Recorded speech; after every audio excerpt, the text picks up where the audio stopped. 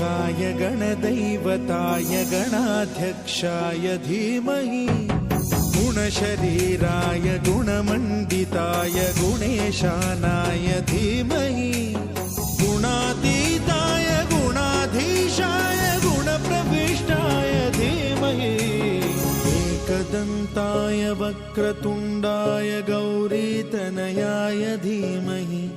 गजेशानाय भालचन्द्राय श्रीगणेशाय धीमहि